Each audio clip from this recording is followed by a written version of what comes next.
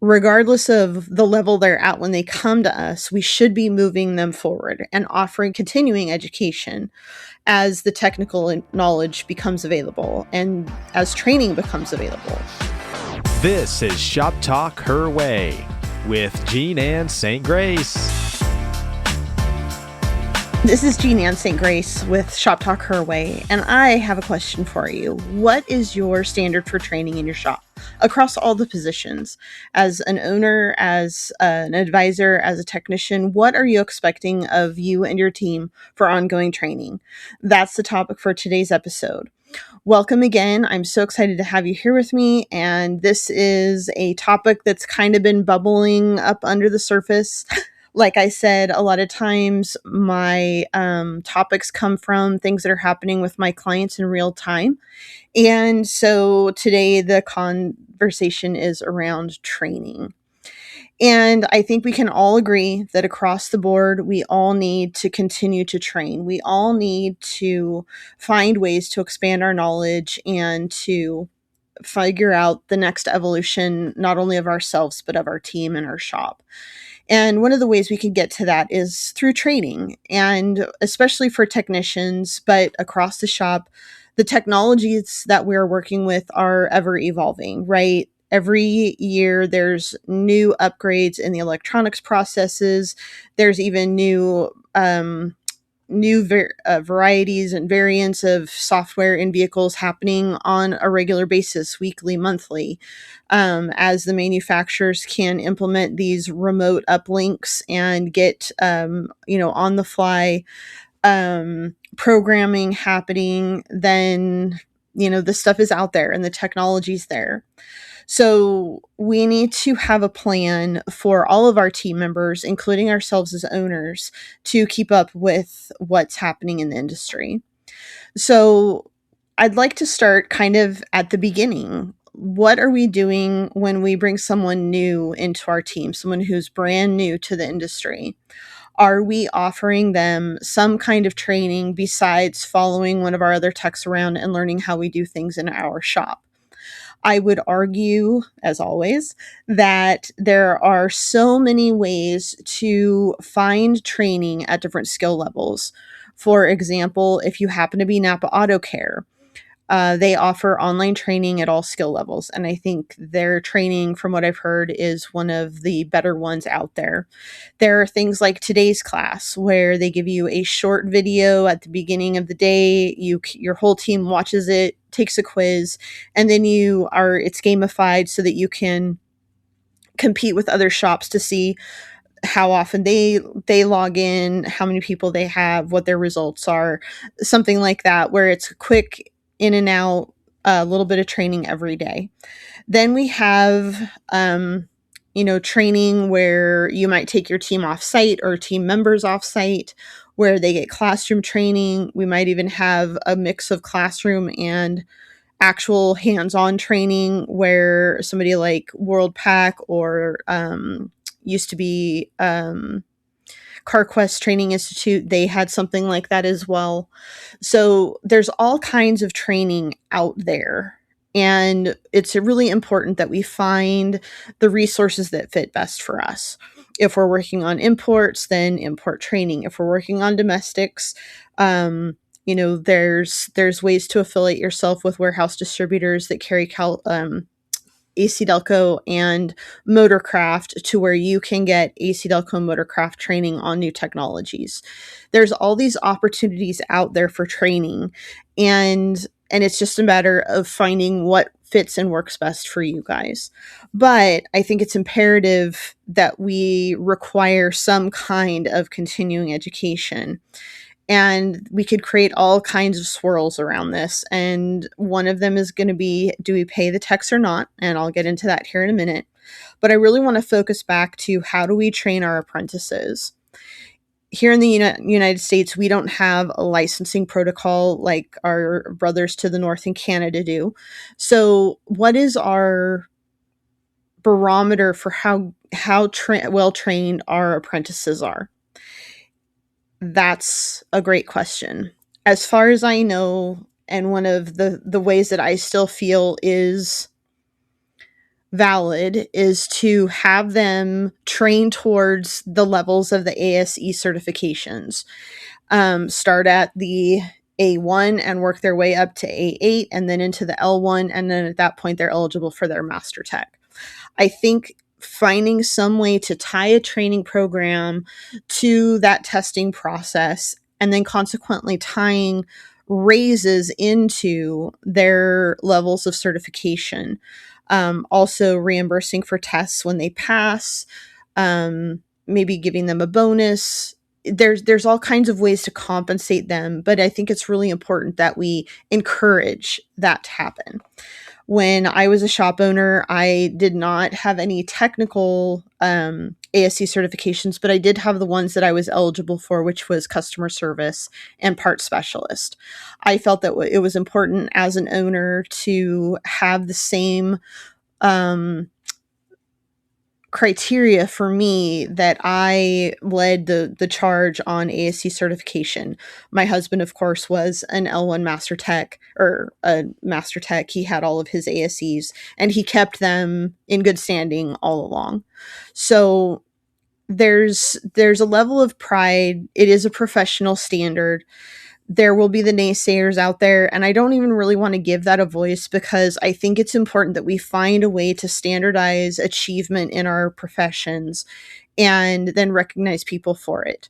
And it was important and special to me, especially when our apprentices got their first ASC certification where they were able to put the patches on their shirts. I would buy the patches and have our uniform people put the patches on and then present them to them and have everybody kind of around and celebrate that with them. It's a great way to give recognition, to make it important, to model that kind of success to your other team members. It was one of those things that it was happy and it was a good way to recognize people for what they were doing and what they were accomplishing. So if we step back just a hair farther, when we're recruiting people in, especially if we're going to go at like the high school or junior college levels and try to recruit young people into the technician field or even into service advisor positions, that we give them a path to success, that we remove some of the stigma that is still attached to jobs where people have their names on their shirts, and which I think is wrong. I think that's absolutely wrong. I think anybody who's out there earning a living, no matter what, it doesn't matter what their job title is, that they're out there achieving and excelling in their field, I think is the most important thing, no matter what they choose. So if we can give young people a path to a career, that they get trained on the job, that they have the potential to have high five figures, up to, 6-figure incomes without incurring any student loan debt, without having to spend, money for education that might not be relatable in the real world. Not every person is cut out to do 4 to 6 years of college.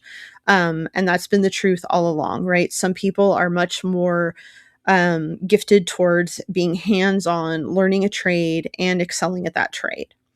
So I think personally, and this is one of my high-level wish lists, would be to create a training guide so that we create sets of skill levels that, I mean, if we match it to ASE, that would be awesome. We might need to figure something else out, but set goals and standards for competency at a certain level. So the first level of training would be all the basics, changing, removing tires, putting tires back on, setting lug nut torque, those kinds of things, changing oil, checking fluids, brake systems, whatever that looks like. We start to set that criteria. And when they have met that level of training within a certain period of time, say a 6-month period, they get a raise, they get recognition. If they're able to get an ASC, then we get them through the testing and hopefully they pass, and we then present them with their certificate and we move on. Another way to incentivize a younger person is that Napa has put together a cart for like an apprentice's tool cart that has several drawers in it. And so you can tie their progress through their training to the different levels of the drawers. And if they stick for whatever the 5 to 6 year period that it would take for them to accomplish this training level, then the tool cart and all the tools in it become theirs. That way, we're giving them a visual assessment. They're able to use all the tools, but until they actually achieve all of the criteria, then they're presented with it. And I really like the idea that Jeff Compton, the jaded mechanic, was like we put something really juicy in that last drawer, like a scan tool, a picoscope, an autel, something that they can take and move forward with as they move through their careers. I really like that idea because after a 6 or 7 year investment in time, who doesn't deserve a really big investment and a really special something to mark that occasion? So when we're recruiting new talent into our industry, there should be something really juicy for them and a really clear roadmap to follow. And stay tuned. Hopefully that's something that I can accomplish with the help of some of my peers and get, some kind of training criteria that's at least a framework, and then other shops can take that and move forward with it. Then the next thing is if we're hiring on somebody new who's a general service tech or has skills, we assess where they're at skill wise. We encourage them to get certified to that point, and then we move them forward. And again, we can offer raises for the accomplishment of getting the certifications. We can keep them moving from whatever skill set they're at once they've proven the proficiency, and help to move them forward. Regardless of the level they're at when they come to us, we should be moving them forward and offering continuing education as the technical knowledge becomes available and as training becomes available. Now, you know that the Shop Talk Her Way podcast is sponsored by WorldPack and WorldPack Training Institute. And WorldPack Training Institute offers a number of levels of training and participation. So every week they have both technical and business training that is completely free. It's in 1 hour blocks, and that is something that anybody can partake in. They also have online training that is paid, and it's in larger time blocks, but you can do that from the comfort of the shop or the comfort of your home. Then they also have on-site training that, depending on your geographical area, you can look at the website and see what they offer, what the content of the classes is going to be, and then decide which ones are most important for which of your techs, depending on their skill level. So there's everything from a value added, no charge class all the way up to, for a fee training. And I think that's something really powerful that WorldPack and WorldPack Training Institute have gone behind and offer. And my feeling is that they get top-notch trainers, bring really good content, and then make it available to the people that want to participate. So thank you to WorldPack and WorldPack Training Institute, not only for sponsoring the podcast, but also for offering that level of training. So one of the natural outcroppings of this is, well, how much? And that's a great question. I personally feel like we could easily be asking and writing into employment contracts and descriptions that your team members are required to do somewhere around 40 to 50 hours of continuing education per year. And that could look like 1 hour at a time with a free online class or an included online class, depending on, your affiliations. It could look like in classroom training, or it could look like hands-on training. So just keeping them accountable and accumulating those hours. Now, is this one more thing for a shop owner to keep track of? It absolutely is. But the benefit of having a set of team members who are expanding their knowledge regularly, growing as technicians, if we're working on advisors, and also as owners. So again, owners can lead by example by having coaching, by attending the training classes with their team, by taking owners classes, even if it's not specific to automotive, learning more and more about how to be a good leader, how to be an owner, and how to run a business. All of those things count towards continuing education. Now, advisors, you might have to look a little harder, but I would advocate that advisors need to have basic technical understanding of their subject matter. So they should have, some kind of understanding of how the brake system works, how power steering works. So, within your area of influence and within the resources that you have, giving advisors access to mechanical and technical training, I think is just as important as your techs. Are they going to be hands on? They might not be, but do they have to be able to share with the customer exactly what's wrong with their vehicle and explain it in a knowledgeable way and be able to answer any questions? Absolutely. So I think no matter what the position in the shop is, having some kind of continuing education is ideal. Now, the little sticky question is pay.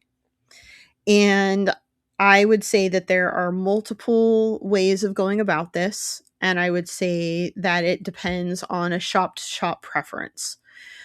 My personal feeling is I have multiple ways of doing this, so I'm going to kind of keep it as simple as possible, but I want you to see there's no hard and set rules, and you need to find out what works best for you and your team. So if we're looking at 1 hour online classes, I think that having your team member pulled off of the production line for an hour a week for a free class, I think that's a reasonable trade off. They should, if it's, their day is Thursday, then on Thursday they sit in front of the computer. They have an online class that they can partake of for an hour, and you pay them for that time. If you're having to pay for class, like an ATG class or one of the World Pack classes that's trained or paid for, then this is where there's some wiggle room. If it's mandatory that they do on, after hours training, then they should probably be compensated for it. And in some states, is that going to look like overtime? It is. You could possibly look at, doing a flexible schedule when they're going to have either evening or after hours or weekend training, so that if a specific tech is going to be training on a Saturday, maybe give them a day off during the week or cut some hours, give them a late start a couple days to compensate for the time they're going to be in class in the evening.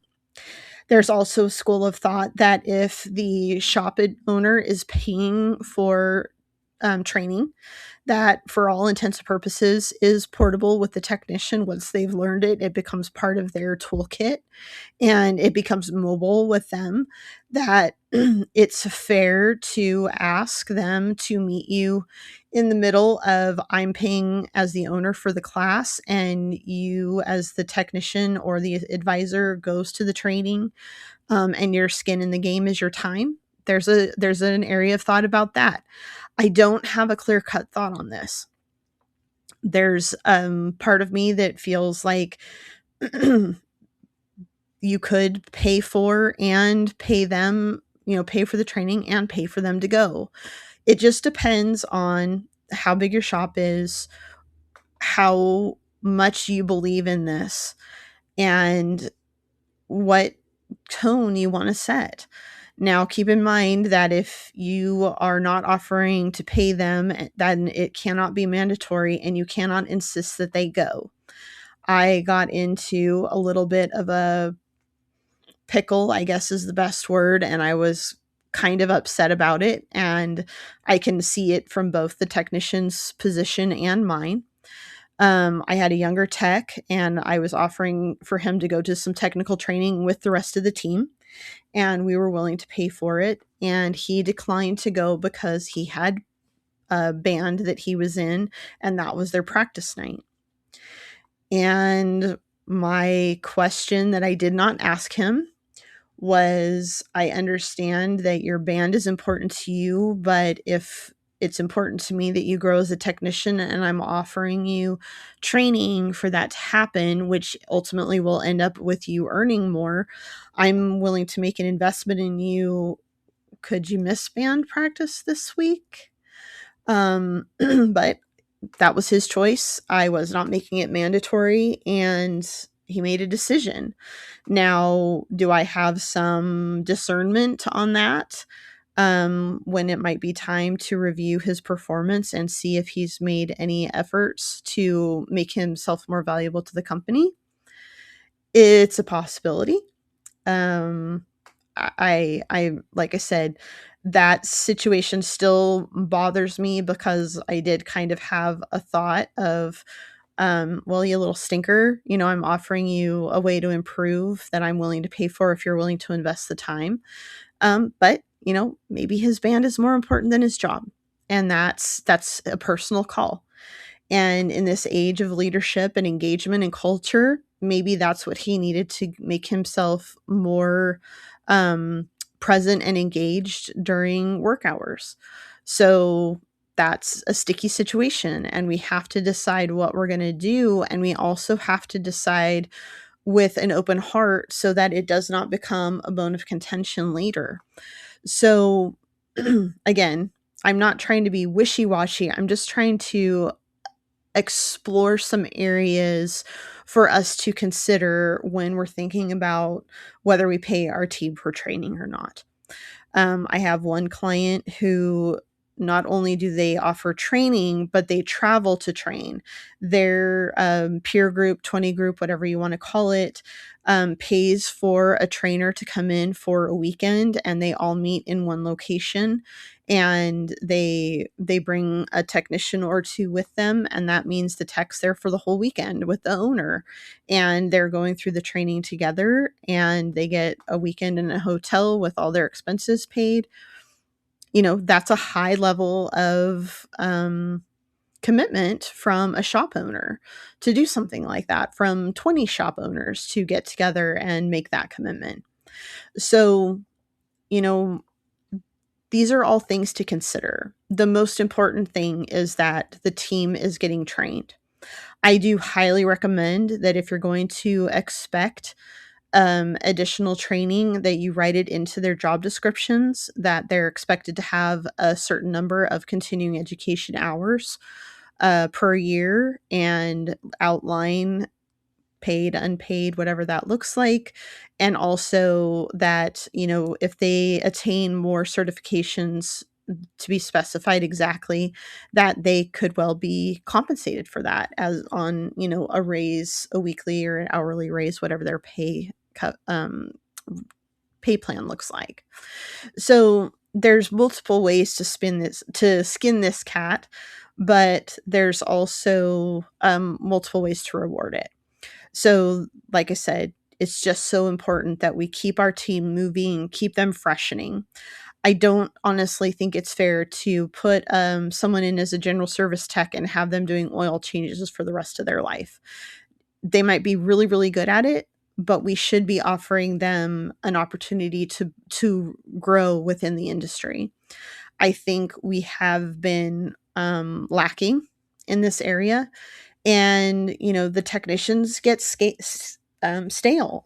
If you are doing the same thing day in and day out, over and over and over again, you're not being challenged, you're not learning something new. That doesn't really feed the human spirit. That doesn't really give them something to look forward to, and it doesn't give them any room to move. And the difference in offering continuing education versus not could well be why the culture in your shop is not what it should be, and you don't have the team that you want because you're not continuously growing your people. And I could easily see where if a team member was unhappy and looking for another job, that the opportunity to learn and train and then get pay raises based on their skill levels could be a very attractive way for them to leave a current job and move on to another one. So, you know, in my opinion, again, one of my favorite things is we can't afford not to do this. And if we're going to continue to expect premium prices, then we need to have premium talent in our bays and on our counters. And as owners, we need to stay up on this stuff too, because we need to kind of know what's going on out there. And if there's a warranty issue or there's a comeback issue, and as owners, we might be the final arbiter on whether that's a comeback or whether that's a new repair, we might need to rely on that technical training someday. So I like the idea that as a leader in the shop, we are engaging in very similar training to what our team is so that we know at least as much as they do, if not more. Now, I can also argue that we should be educating our people in what it takes to run a shop, in the basic financial aspects of it. Because if the only thing that we're sharing is KPIs and that they need to have a certain level of production, a certain percentage of production, a certain amount of sales per week, and we're not giving them the why, then that is just Charlie Brown's teacher yapping about you didn't hit your KPIs this week. There's a lot of misunderstandings as to how productive and profitable a repair shop is. And there's a lot of judgment around that too. And this can create a lot of friction between owners and team members because they think the owner's cutting a fat hog when in fact they might even not be taking their weekly draws or their weekly paychecks. And I think it's fair to some degree to be transparent as to why we need a certain level of weekly sales or monthly sales or annual sales without actually having to divulge your complete financial records. But in this world where we really need to give our people a why, they need to understand our why. And they might not be aware of how much things cost, like insurance, like workers' comp. There's shop owners out there that don't even know or understand how much it costs to actually have a technician or a service advisor on the floor. They don't know how to figure out their tech load. They don't know what their payroll taxes are. They don't even maybe know that there are payroll taxes on their side. A lot of owners have been under the impression that the only taxes that are associated with payroll are the ones taken out of an employee's check. But in truth, the employer is paying a significant amount of taxes on every payroll check that passes through. So it's time for us to really elevate ourselves and really become wise about our industry, about running a business, about how much to share with our team members and how much to help them grow. We want to make them loyal and engaged with us through good, positive means. I've said before, I do not like the term golden handcuffs. I do not like to think that we have chained someone literally to us because we offer better benefits than the shop down the street, but we have a really crappy culture or we have unhappy workers and they're only staying for the benefits. They should be staying for the culture. They should be staying for the team.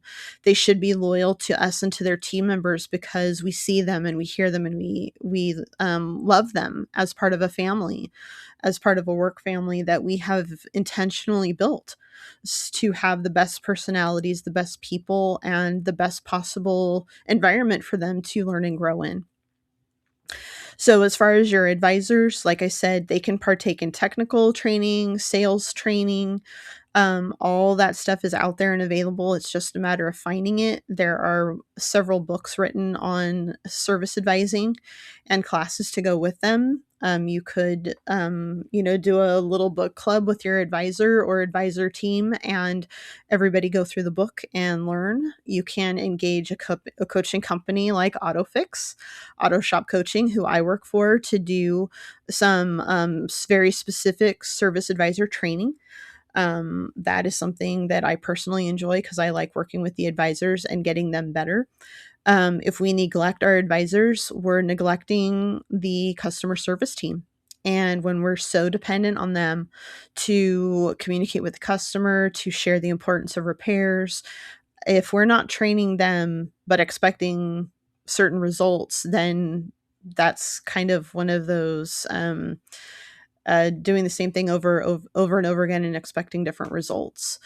Um, People are not born service advisors. A lot of them might have very solid soft skills, like people taking care of people, helping understanding people, but they might need help on the technical side or vice versa. So today's soapbox is definitely the training one and giving people a path forward. It's one thing to say, oh, yeah, you can make six figures in the automotive industry, but are we showing them how?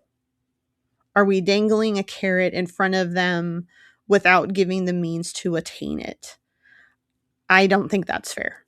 I think if we're going to dangle a bright, shiny carrot of a good living, good benefits, and a way for them to have a nice life, then we need to be giving them a pathway forward and a very specific map of how do they get there.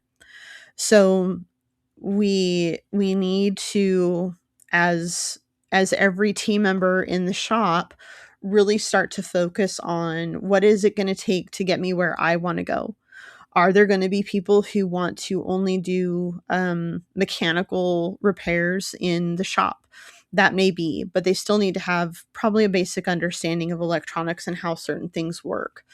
If you have somebody that's an absolute whiz at the electronics and you want to just pour into them as much training as they can take, then by all means do that.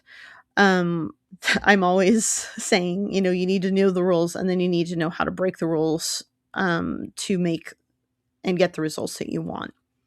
So there's no hard and fast rules here, except that we have a training plan, we're offering training, and we're offering rewards for training. So those are kind of my most important takes out of this. So once again, I welcome your feedback. I look forward to hearing your thoughts and feelings on this, maybe even how you're doing it in your shop, what your successes have been, what your challenges have been, and how you've overcome them are equally valuable. So please don't hesitate to share. Everybody that hears your story will probably benefit from it in one way or another. Our experiences become more valuable as we share those with others. So this is JeanAnn SaintGrace. I want to thank you for taking the time to either listen to or watch this episode. If you're interested in coaching, we have my contact information in the show notes. My company that I work for, AutoFix-Auto Shop Coaching, is small but mighty. We offer a very special form of coaching, which gives us the opportunity to give our clients exactly what they need when they need it. We want to give you every opportunity for success and make sure that your needs are being met over anything else. Our hallmark is that each client receives at least an hour of our time every week. And sometimes, things might be really hitting the fan and you might need a little more. I can speak for myself when I say I'm willing to throw my hat in that ring when it's needed. And the boss gives me the leeway to do that. So please don't hesitate to reach out. If you're even thinking about wanting or needing a coach, then please, reach out and give us the opportunity. We'll be happy to lay out our processes and procedures and see how we can work together. So thank you so much again for listening. Thank you for being part of our industry. Go out there and love your people until it's weird and build your shop your way. Thank you.